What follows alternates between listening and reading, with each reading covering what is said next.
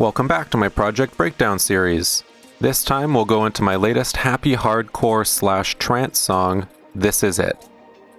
This one features vocal lines from one of my favorite games, Kingdom Hearts 2, as well as prominent sparkling piano over groovy synth and bass. Synth bus! Let's start with the meat and potatoes of the song, the synths. The core is the piano, which is made up of both a plunky pianissimo and a dreamy Nexus patch. Combined through a multi-band compressor, then hit with crystallizer and delay. It additionally runs through IM pusher for width and a bit more presence. At the top of the synth bus is Reso lead. It's the main voice in the drops and is that classic glidey lead I'm always after in this style of music. I made it by combining a sync varier supersine with a really pure and bitty patch from TB Peach. Portamento for that sweet glide, as well as farther pitch automation from Inner Pitch. I've got to run a sound like this through Mistortion to emphasize that awesome lead tone. It also gets moments of reverb and ducking for flavor, and filtering for depth in the mix. The supporting lead is called Spiked, and I made it by merging a deep piano-ish sound from Journeys with another instance of TB Peach, this time with a slightly dirtier sound font. Again, there's moments of inner pitch automation for that bendy, whimsical vibe. Then I stacked a couple OTTs, classic chorus, and filtering complementary to Reso lead. Both of the prominent synth leads pass through Super VHS for width and wash. The bed everything lays on is made by the pad and ARP. Glitter Pad is a really light-hearted pad that has its organ roots from a Combo Model V and a more digital edge from Vert Varier. You know there's more pitch automation, and this sound gets heavily ducked from Flux Mini 2 as well.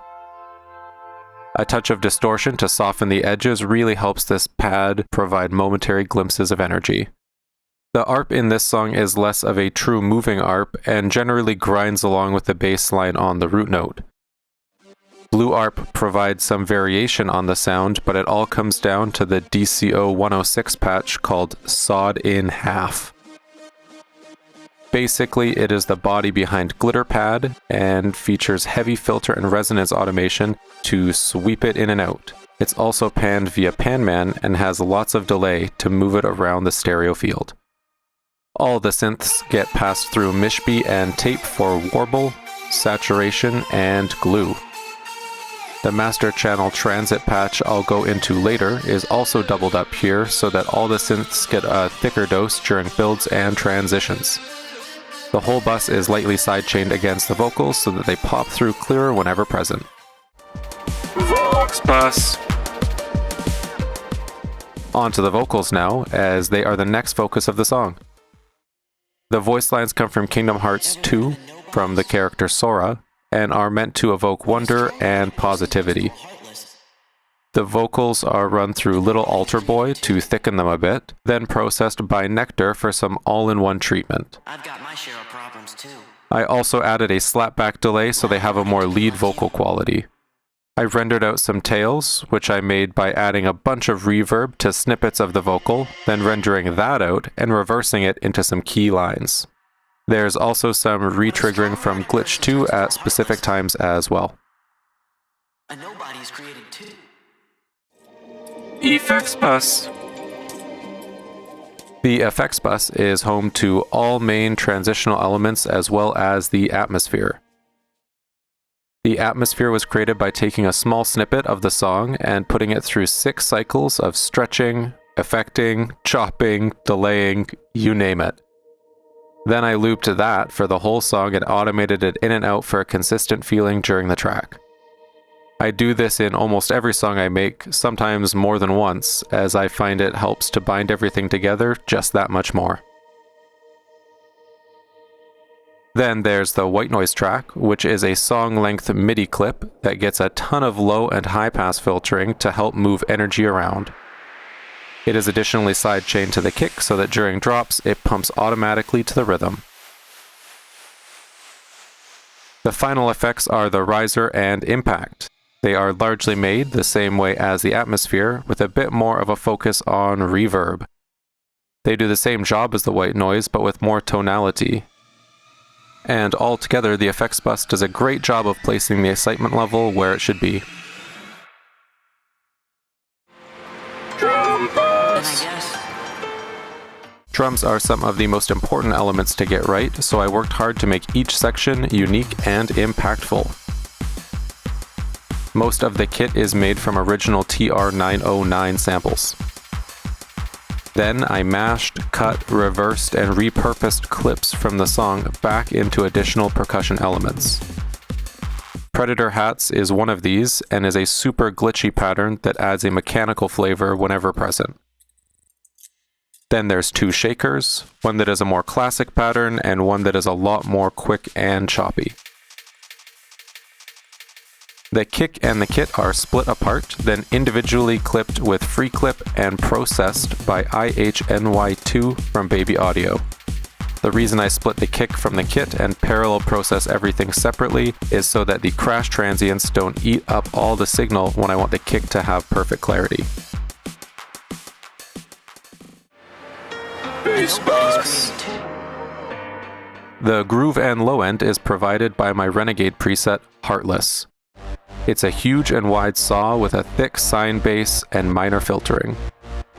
It gets processed by quad bass to bring out the lows and mids with saturation throughout, especially on the highs, and then compressed slightly to tame major variances.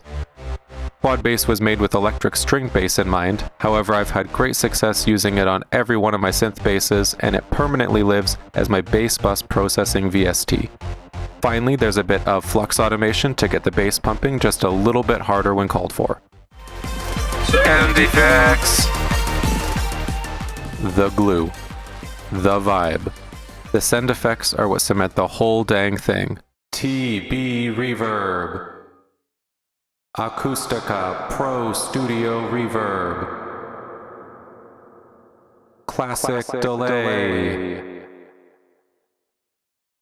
I create new patches and combinations for each project, and each bus is routed to each send at varying levels to bind it all together.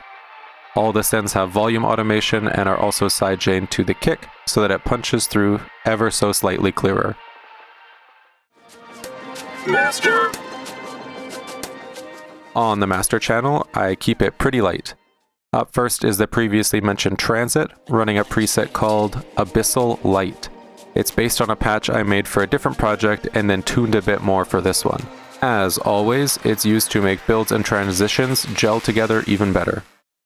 Then I have a spectral compressor at 50% mix with some settings I dialed in which leans the overall profile of the song in a more balanced direction. The key with this is to mix into it so that it's not doing too much work and really just adds a nice polish to the song. Finally, there's just a limiter to reach proper loudness levels, and that's it. I hope you enjoyed this project breakdown. This song came together quite quickly, but I'm still very happy with the result. I've been enjoying making these faster paced songs and definitely see myself leaning more towards this happier style of trance and hardcore. Let me know what your thoughts are about the process and if you'd like to see me dive deeper into any particular part of it. See ya!